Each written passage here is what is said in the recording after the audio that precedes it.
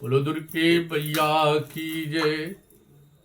सर्वमंगल मांगल्ये शिवे सर्वार्थ साधिके शरणे त्र्यंबके गौर नारायणी नमोस्तुते।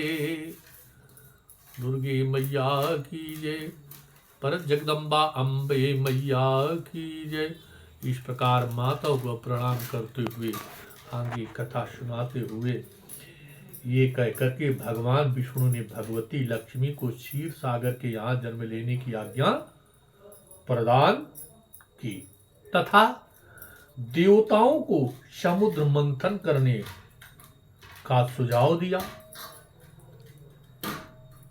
भगवान की आज्ञा अनुसार समस्त देवताओं ने राक्षसों के साथ मंद्राचल पर्वत को मथानी बनाई और बासुकी नाम की रस्सी बनाई। कच्छप को आधार और शेष नाग को मथानी की रस्सी बनाकर के समुद्र मंथन किया, जिसके फल स्वरूप अमृत, नानाविध रत्न आदि अनेक वस्तुएं प्राप्त हुई। साथ ही समुद्र से भगवती लक्ष्मी का प्राकट्य हुआ, जिन्होंने क्षीर सागर में शयन करने वाले सर्वेश्वर विष्णु की परमात्मा समर्पित कर दी और उन्हें वरमाला समर्पित कर दी विष्णु को।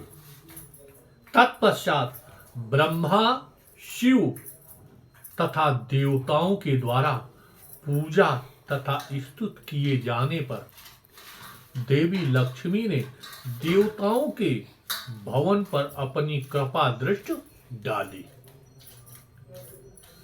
फलस्वरूप वे देवगण मुनि दुर्वासा के शाप से मुक्त हो गए तथा सभी अपने अपने लोकों को चले गए।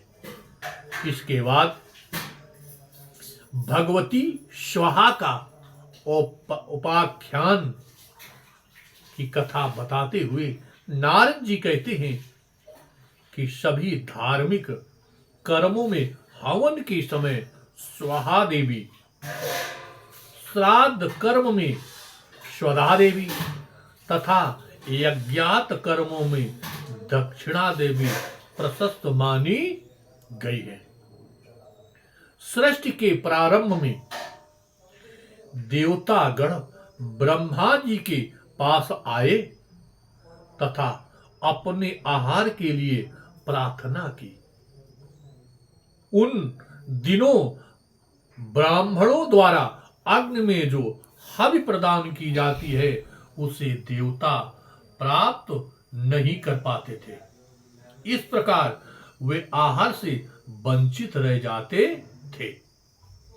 देवताओं की ये प्रार्थना सुनकर के ब्रह्मा जी ने श्री कृष्ण के आदेशानुसार मूल प्रगत भगवती को आराधना की, जिसके फलस्वरूप स्वाहा देवी मूल प्रगत की कला से प्रकट हो गई।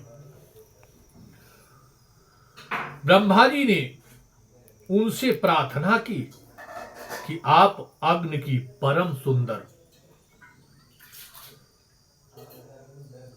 दाहिका सक्त हो जाइए, क्योंकि अग्निदेव आहुतियों को भस्म करने में समर्थ नहीं है। स्वाहा देवी ने इसे स्वीकार नहीं किया तथा वे श्री कृष्ण की उपासना में संलग्न हो गई। स्वाहा देवी की तपस्या से प्रसन्न होकर के भगवान श्री कृष्ण ने कहा कि वराह कल्प में तुम मेरी भार्या बनोगी। इस समय तुम दाहिका शक्ति के रूप में अग्निदेव की मनोहर पत्नी बनो। इस प्रकार स्वाहा देवी का पानी ग्रहण अग्नि से हो गया। तभी से अग्नि में हवन करने पर मंत्र के अंत में स्वाहा शब्द जोड़ करके मंत्रोच्चारण करने पर देवताओं को आहुतियां मिलने लगी और वे संतुष्ट हो गए।